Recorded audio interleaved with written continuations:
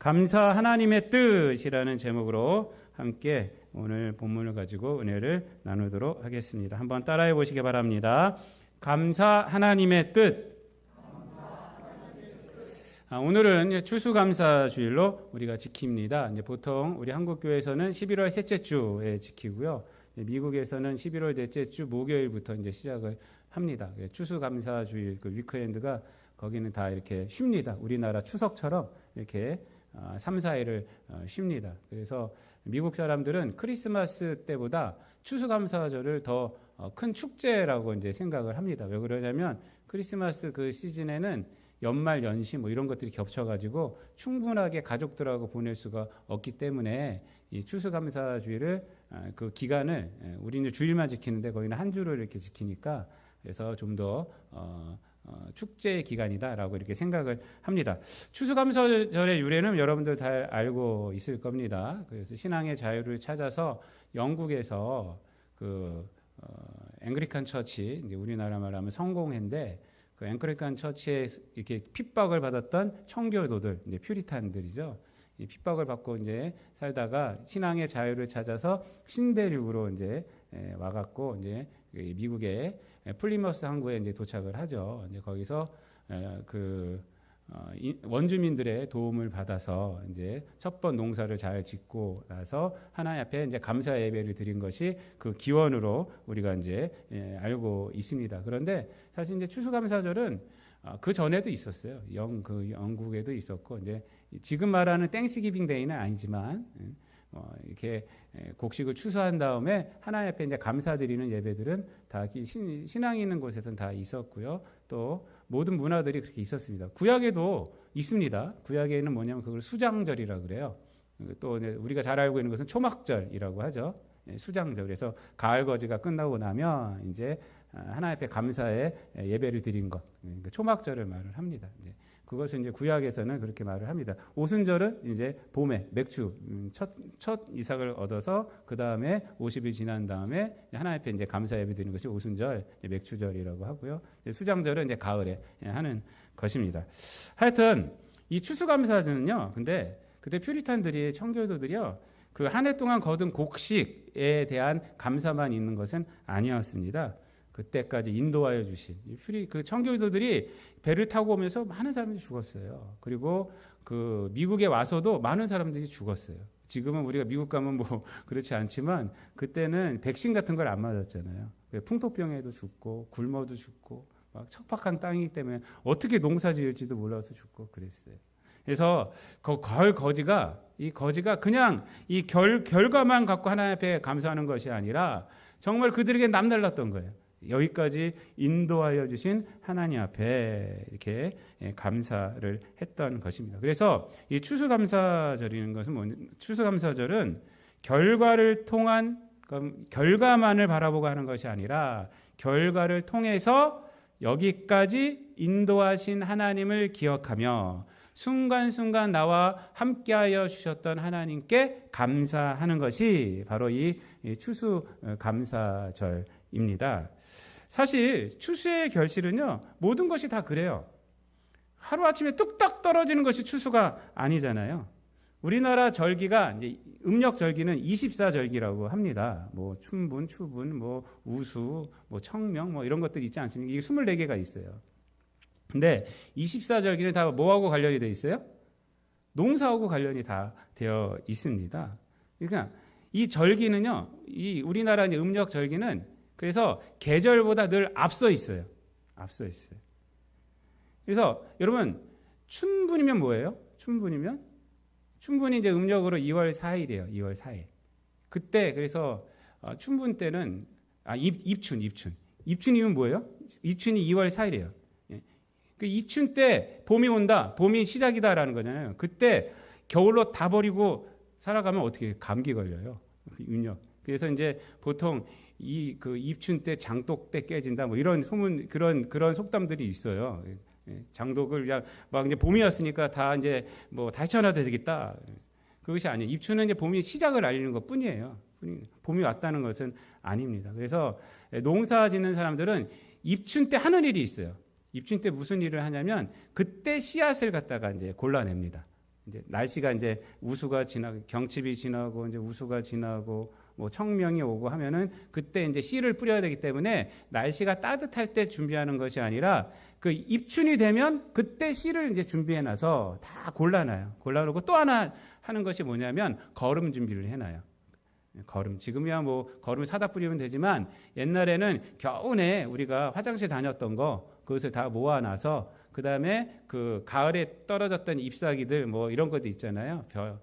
그런 거 다 모아서 그것으로 이제 그 거름 준비를 해놔요. 그래서 그 씨앗 준비와 거름 준비를 하는 것이 그것이 입춘에 해야 할 일이에요. 그래서 입춘마다 그 24절기마다 하는 일들이 있어요. 계절에 앞서서 다 준비를 해놓는 것입니다. 제가 24절기를 쭉 보니까 너무 놀랍더라고요. 재밌고 그래서 이때는 이런 준비를 하고 이때는 이런 준비를 하고 그러구나. 되게 재밌어요. 농사 일을 보면은 뭐 언제 우순가 언제는 그때 이제 사람을 갖다가 구하는 거예요. 사람은 그때 가서 벌써부터 구하면 아직 멀었는데 돈만 더 줘야 되잖아요. 할 일도 없고. 그래서 어느 때 되면 이제 사람을 그때 구해요. 그때 구해서 이제 농사일을 이제 그때는 땅이 이제 다 녹았기 때문에 땅을 일구어야 하기 때문에 그때 사람을 이렇게 구하고 그런 준비들을 24절기에 맞춰서 이렇게 하는 것입니다. 여하튼 모든 절기가 농사와 관련이 있다는 말은 계절과 관련이 있다는 뜻이고 계절과 관련이 있다는 말은 어떤 뜻일까요, 여러분? 농사는요, 인간의 손길이 가야 하지만 그보다는 근본적으로 하나님의 손길이 있어야 한다는 거예요. 계절과 관련이 있다는 거잖아요. 계절과. 우리는 준비만 할 뿐이에요. 아무리 우리가 노력을 해도요. 아무리 준비를 해도 날씨가 틀어져 버린다거나 그러면 끝나는 거예요. 끝나는 거. 그래서 이 계절과 관련이 있다는 것은 뭐냐면 중요한 것은 농사의 근본적인 것은 노력도 중요하지만 날씨가 중요하다라는 것이에요. 즉 인간의 수고가 중요하지만 일기를 주관하시는 하나님의 돌보심이 가장 중요하다라는 것을 이 절기를 통해서 우리가 알 수가 있습니다. 그렇기 때문에 가을 거지를 해서 그것이 다 내 것이다 라고 주장하는 것은요, 사실 우리 성도들의 신앙적인 주장은 아닙니다.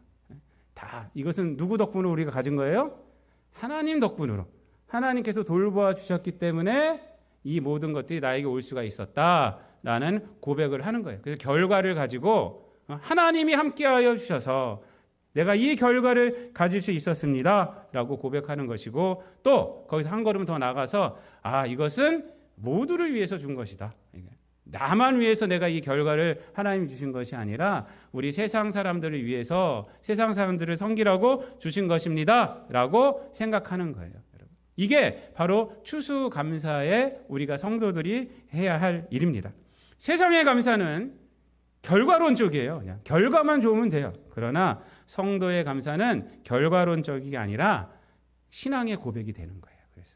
그래서 추수감사할 때는요, 우리가 신앙의 고백을 드린 거예요. 하나님, 여기까지 인도하여 주신 하나님 감사합니다.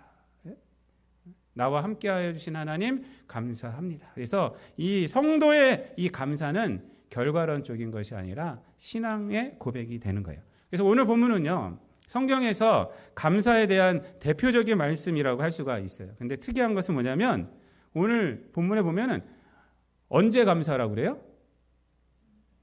범사에 감사하라 그래요. 그리고 감사를 뭐라고 말하고 있어요? 하나님의 뜻이다. 이렇게 너희를 향한 예수 그리스도 안에서 너희를 향하신 하나님의 뜻이다라고 말한다는 것이 특이합니다. 범사란 모든 상황을 말해요. circumstances 이렇게 말 영어로 상황은 상황. 제가 캐나다에서 목회할 때 제가 이제 학생들을 가르쳤는데 학생들이 이제 영어도 쓰고 그래서 이제 영어 성경도 보고 이렇게 해서 가르쳤어요. 근데 그 아들 지금 한 꽤 됐어요. 나이가 꽤 됐어요. 지금 한 40 정도? 40 가까이 됐을 거예요, 아마. 근데 영어가 발음이 안 되는 거예요. circumstances 이 발음이 안 돼요. 그래서 내가 걔네들 거기서 태어난 애들에서 네가 한번 발음 좀 해봐라. 그랬더니 혀를 굴리면서 이렇게 말하더라고요. 그래서 제가 이 상황이라는 단어는 제가 안 읽고 있어요. circumstances. 그래서 모든 상황, 범사는 모든 상황이에요. 모든 상황. 지 않다 이거예요. 모든 상황에 감사하라 이 말은 감사할 상황이 따로 있지 않다. 즉 이는 결과를 보고 감사하는 것이 아니라 감사가 그 상황을 이끌어야 한다는 것이에요. 즉 감사는 결과가 아니라 삶의 태도다라고 우리에게 말씀을 해주고 있는 것입니다. 여러분, 신앙인에게 있어서 내 상황이 어떤지는 사실 중요하지 않아요. 거기에 얽매이시면 안 됩니다. 진짜 신앙인은 어떤 상황이든지 그 상황은 하나님의 소명의 자리입니다 라고 생각하는 거예요. 그 상황 가운데서 하나님이 함께 하시고 내가 신앙인으로 우뚝 서 있는 것이 중요합니다. 우리 승빈이가 오늘 외출 나왔어요. 제가 아까 소개시켜야 되는데 소개를 못 시켰네. 한번 일어나 보세요. 한번 승빈이. 우리 박수로 한번 환영하겠습니다. 앉아주세요. 여러분, 군대라는 상황, 군대 같잖아요. 군대라는 상황도 중요하지 않아요. 그렇죠? 예? 그 상황 가운데 하나님께 보내주신 거예요. 그 상황 가운데서 내가 하나님의 사람으로 우뚝 서는 것이 더 중요한 것이야. 내가 왜 군대를 갔어? 누구누구는 면제도 받았는데 신의 아들인데 나는 뭐야? 하나님도 믿는데 이러면 안 돼요. 이러면. 그 상황 가운데서 하나님의 뜻 가운데 서 있는 것이 그걸 바로 믿는 사람입니다. 그렇다고 해서 여러분 우리의 인생들은 다 힘든 상황이 오지 않습니까? 어려운 상황도 있고 얘기지 못한 상황도 있고 그런 상황 가운데서 감사하라고 해서 억지로 웃으라는 거 아니에요. 여러분 이 말씀은. 그러니까 잘못 오해해서 범사에 감사하라고 그랬잖아. 그러니까 웃고 살아. 이러면 안 돼요. 이런 의미가 아닙니다. 그때는 하나님 앞에 슬퍼하고 하나님 앞에 눈물 흘리는 것이 감사예요. 그것이 감사예요. 왜 그것이 감사할까요? 그것은 하나님을 의지하고 있기 때문에 그래요. 하나님을 의지하고 있어요. 그러니까 그 힘든 상황을 포기하지 않고 하나님 앞에서 눈물을 흘리며 부르짖고 있는 것, 그게 감사예요. 그러니까 하나님을 포기하지 않기 때문에. 인생에서 내가 하나님을 포기하지 않잖아요. 여러분, 즉 범사에 감사라는 것은 하나님을 잊지 말라는 삶 가운데서 하나님을 잊지 말라는 또 다른 의미의 표현입니다. 좀 더 자세히 말씀드리자면 하나님의 선하심을 잊지 말아라 이거예요. 하나님은 선하신 분이다. 하나님 선하신 분이다. 그래서 힘든 상황 가운데서도 그것을 잊지 말고 인내하고 부르짖고 그래라. 그러면 내가 너를 그곳 가운데서 이끌어내고 또 그곳 가운데서 더 큰 하나님의 은혜를 체험하게 한다라는 것입니다.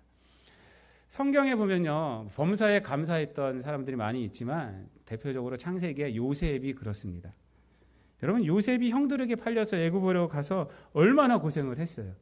감옥에 먼저 보디발 장군의 노예가 되고 감옥에도 갇히고 막 그랬잖아요. 그 다음에 총리 대신이 된 거잖아요.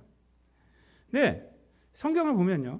요셉이 고통의 자리인 보디발 장군의 집에 있을 때 감사했다는 말이 없어요. 그리고 감옥에 있을 때 감사했다는 표현 없습니다. 그 대신 뭐가 있냐면 하나님께서 형통케 하셨다라는 그러한 말씀이 있어요. 이것은 뭐냐면 이 요셉이 그 힘든 자리에서 하나님을 의지하고 하나님의 말씀대로 살고 하나님을 잊지 않고 인내하고 살았다는 거예요. 그래서 하나님께서 그를 형통케 하셨다는 거예요. 그래서 그 하나님을 잊지 않고 그 고통의 자리에서 눈물 뿌려 흘리면서 그렇게 참았던 인내하고 그리고 하나님의 뜻 가운데 서려고 했었던 그것을 감사라고 말하는 거예요. 여러분 그 요셉이라고 안 힘들었을까요? 형들에게 죽임당하려고 하다가 우여곡절로 살아나서 미디안 상인에게 팔리고 보디발 장군에게 또 가서 그곳 가운데서 얼마나 많은 일을 하겠어요. 그 다음에 감옥에 가고 요셉이 어떤 사람이었어요? 아버지 야곱에게 채색 옷을 입고 자랐던 이쁨만 받았던 그런 아이가 요셉이에요. 근데 하루아침에 바뀌었잖아요. 얼마나 힘들었겠어요, 사실. 그 세월이 힘들었어요. 근데 힘들었단 말도 안 나오고 감사도 안 나와요. 근데 형통하셨다 이 말, 형통케 하셨다 이 말만 나오잖아요. 그런데 요셉이 힘들었다는 것을 우리가 알 수 있는 것이 어디서 나오냐면 총리가 돼서 이제 결혼하잖아요. 그래서 아들을 낳습니다. 큰 아들 이름이 뭐냐면 므낫세. 둘째 아들이 누구예요? 에브라임이에요. 에브라임. 근데 큰아들 탁 낳았을 때 그 므낫세라는 이름의 뜻이 뭔지 아세요? 창세기 41장 51절에 보면 이렇게 말합니다. 하나님이 내게 내 모든 고난과 내 아버지의 온 집 일을 잊어버리게 하셨다. 이게 므낫세의 이름의 뜻이에요. 그러니까 내 고난과 내 아버지의 집 일을 잊어버리게 하셨다. 그러니까 아들의 이름을 주는 것을 통해서 요셉이 그 험난한 세월을 어떻게 살아왔는지 알 수 있는 거예요. 어떻게 살아온 거예요? 하나님을 의지하고 하나님의 뜻을 부여잡고 그 긴 세월을 그 억울함의 세월을 버티면서 살았다는 것입니다. 누구를 의지해서? 하나님을 의지해요. 이게 감사예요. 이게 감사. 여러분, 그 후에 아버지 야곱이 죽고 나서 어떻게 돼요? 형들이 요셉을 두려워합니다. 요셉이 바로 아래에 있는 권력이에요. 제2인자의 권력을 갖고 있잖아요. 그래서 형들이 생각하기를 자기들 생각이에요. 자기들 같았으면 그렇게 한다는 거예요. 아버지 야곱이 살아계시기 때문에 우리를 살려줬다. 그래서 야곱이 죽었으니까 이제는 요셉이 분명히 우리를 죽일 것이다. 이렇게 생각을 해서 요셉에게 가서 우리 좀 살려달라고 막 빌잖아요. 이게 창세기 50장 내용이에요. 근데 거기서 요셉이 뭐라고 그럽니까? 내가 하나님을 대신하리까. 야, 이게 엄청난 거예요. 이게. 그 다음에 하는 말이 이래요. 당신은 나를 헤아려 하였으나 하나님은 그것을 선으로 바꾸사 오늘과 같이 많은 백성의 생명을 구원하게 하시려 하셨나니 당신들은 두려워하지 마소서. 내가 당신들과 당신들의 자녀를 기르리이다 하고 그들을 간곡한 말로 위로하였더라 라고 말합니다. 여기서 우리가 알 수 있는 것이 뭐냐면 요셉은 하나님의 선하심을 잊지 않고 살았다는 거예요. 당신들은 나에게 악을 베풀었어요. 그렇지만 하나님은 그 악을 어떻게 했어요? 선으로 바꿔서 오히려 오늘날 당신들을 구원해내신 분이 누구예요? 하나님이시다. 그분이 하나님이시다. 하나님이 이렇게 선하신 분이시다. 이렇게 이 태도가 또한 감사해요. 그래서 어떻게 합니까? 그 하나님의 선하심으로 그들에게 복수해요? 아니죠. 간곡한 말로 그들을 위로하였더라라고 이렇게 말을 합니다. 그러니까 여러분, 요셉은 자기 인생의 앞길을 알지 못하였어요. 그렇죠? 우리가 똑같아요. 알지 못했어요. 그러나 그가 형통할 수 있었던 것은 뭐냐면 하나님의 선하심을 의심하지 않고 하나님의 뜻 가운데 살았기 때문에 그래요. 눈물 흘면서 하나님을 의지하고 살았기 때문에 그래요. 요셉은 그 고통의 세월에 눈물로 하나님 앞에 감사한 것이고 또 성공의 세월에 직면했을 때 그 성공으로 자기의 분노를 채우지 않고 하나님의 선하심을 고백하며 선함을 베품으로 하나님 앞에 감사했던 것입니다. 이게 감사예요. 이게 감사. 요셉의 이러한 신앙적 태도가 우리들이 삶에서 하나님 앞에 감사하는 태도가 되어야 합니다. 그래서 본문은 이것이 뭐예요? 범사에 감사하라 라고 말하잖아요. 그래서 이 범사에 감사하는 것이 그리스도 예수 안에서 너희를 향하신 하나님의 뜻이니라 라고 말을 합니다.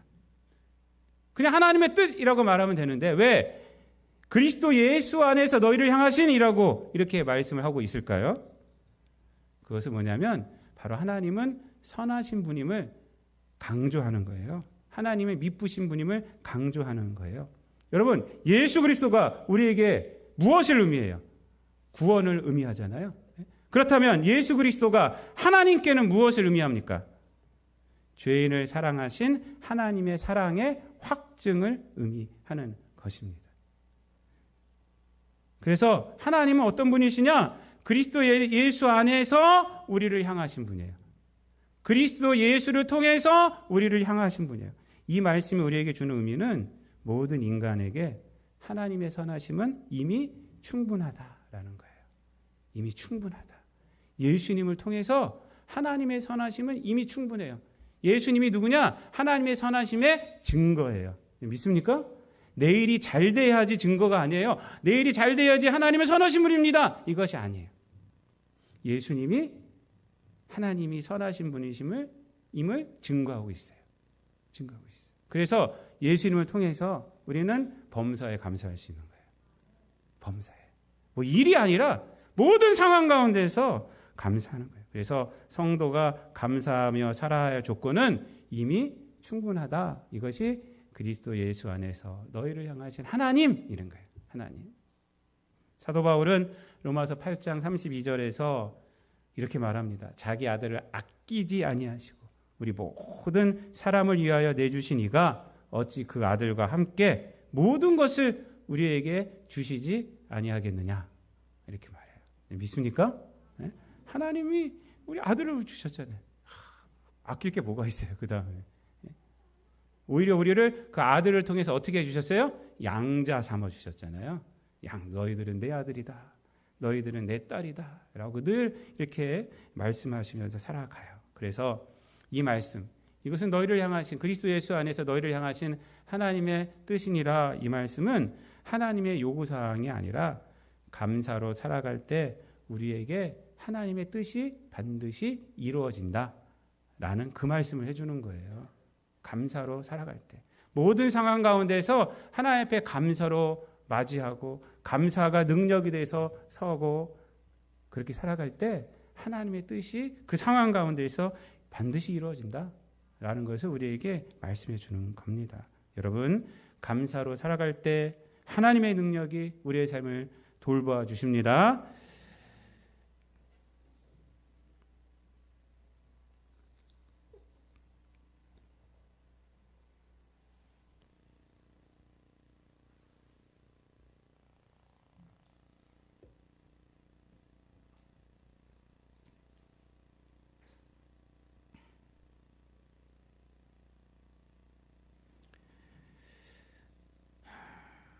감사로 살아갈 때 우리 삶이 가치가 있게 되는 거예요.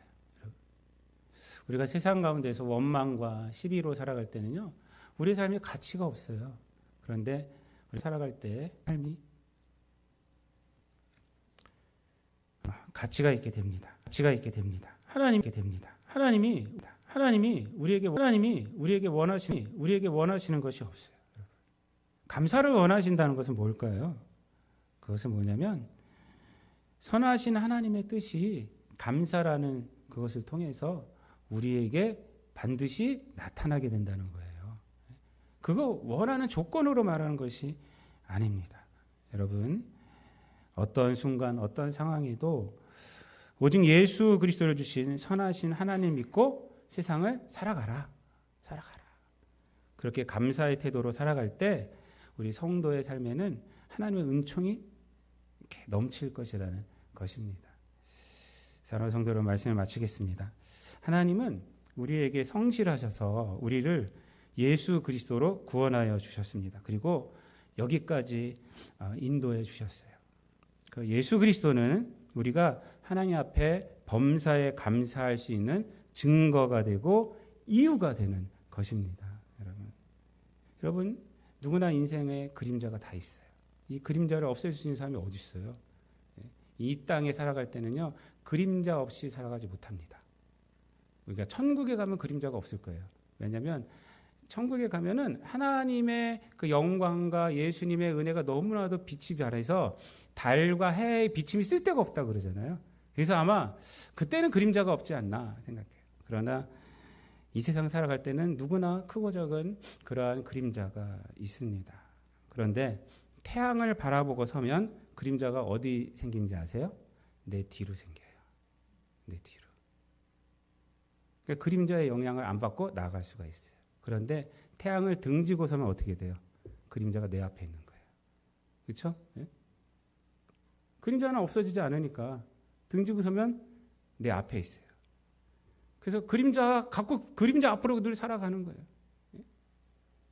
여러분, 우리가 하나님의 선하심을 믿고 어떠한 상황 가운데서라도 감사의 태도로 살아간다면 하나님을 바라보고 살아가는 거잖아요. 그렇기 때문에 그림자는 내 뒤에 있는 거예요. 그 어려움들이 다 뒤에 있는 거예요.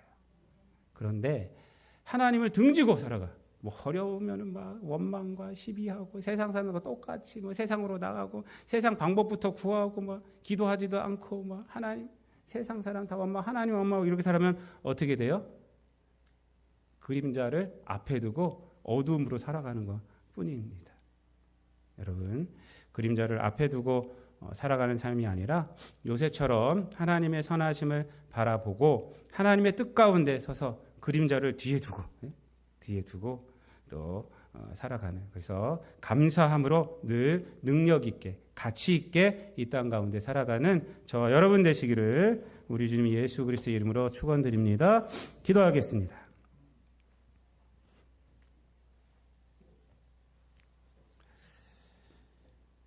사랑과 은혜가 풍성하신 아버지 하나님,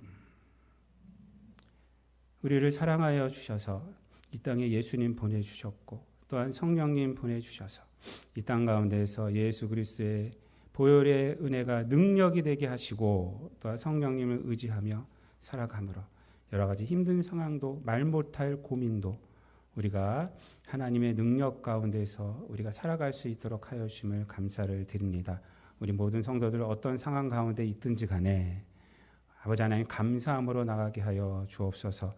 예수 그리스도를 통하여서 우리에게 보여주신 그 하나님의 사랑, 예수 그리스도를 우리에게 주신 하나님께서 아버지 우리 성도들에게 아낄 것이 없음을 믿게 하여 주시고 아버지 그 상황 가운데 세상 사람들처럼 원망하고 또한 시비하고 아버지 자신의 인생을 포기하고 살아가는 것이 아니라 하나님의 능력을 붙들고 예수 그리스도를 통하여서 우리에게 향해 주신 하나님을 바라보며 살아감으로 늘 그림자를 뒤에 두고 하나님의 영광 가운데 거하며 살아감으로 요셉과 같이 우리가 능력 있는 삶을 살아가고 형통한 삶을 살아가고 또한 하나님의 선하심을 삶 가운데서 드러내는 그러한 위대한 우리 성도들의 삶이 되어지게 하여 주옵소서. 감사드리며 예수님의 이름으로 기도드리옵나이다. 아멘.